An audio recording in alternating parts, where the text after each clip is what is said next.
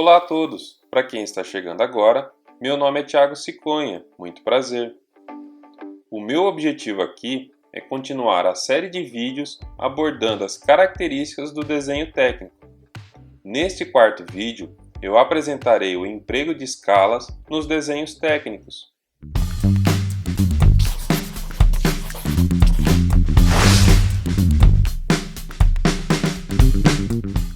As condições exigíveis para o emprego de escalas e suas designações em desenhos técnicos estão estabelecidas na norma NBR 8196.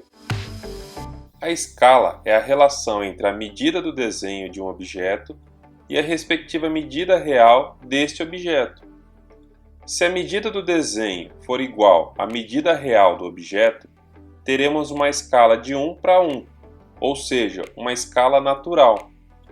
No entanto, se a medida do desenho for maior do que a medida real do objeto, teremos uma escala de E para 1, ou seja, uma escala de ampliação. Ou então, se a medida do desenho for menor do que a medida real do objeto, teremos uma escala de 1 para E, ou seja, uma escala de redução. De acordo com a NBR 8196, a designação completa de uma escala deve constituir a palavra escala, seguida da indicação da relação e deve ser indicada na legenda da folha de desenho.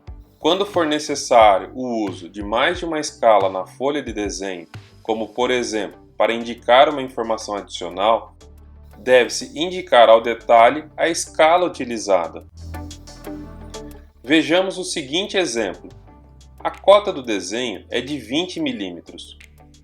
No entanto, conferindo o tamanho do desenho com uma régua, observa-se que o objeto foi desenhado com 40 mm. Sabendo-se que o valor da cota sempre será a medida real do objeto, teremos que a medida do desenho, dividida pela medida real, será de 40 mm por 20 mm, ou seja, uma escala de 2 para 1. Logo, teremos uma escala de ampliação. Nesse segundo caso, a medida real dada pela cota do desenho é de 250 mm.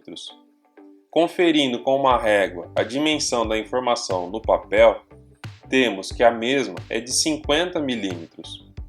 Logo, sendo a medida do desenho igual a 50 mm e a medida real de 250 mm, a escala utilizada foi de 1 para 5, o que ilustra uma escala de redução. Vejamos outro exemplo. Neste caso, a medida real indicada pela cota é de 50 mm. Medindo-se a informação diretamente na folha de desenho, observa-se que a mesma também é de 50 mm. Ou seja, sendo a medida do desenho e a medida real idênticas, temos um exemplo de escala 1 para 1, ou seja, uma escala natural. No desenho técnico mecânico, recomenda-se a utilização das seguintes escalas de ampliação e redução. Ainda de acordo com a norma NBR 8196, a escala a ser escolhida para um desenho depende da complexidade do objeto ou elemento a ser representado e da finalidade da representação. Em todos os casos, a escala selecionada deve ser suficiente para permitir uma interpretação fácil e clara da informação representada. A escala e o tamanho do objeto ou elemento em questão são parâmetros para a escolha do formato da folha de desenho.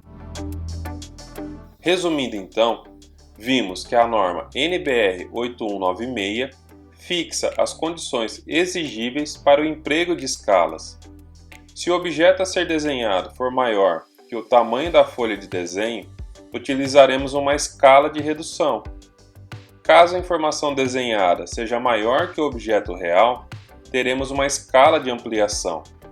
E se a medida do desenho coincidir com a medida real do objeto, teremos uma escala natural. Obrigado a todos vocês que estiveram até agora aqui comigo. Deixem nos comentários suas dúvidas e sugestões. Bons estudos e até breve!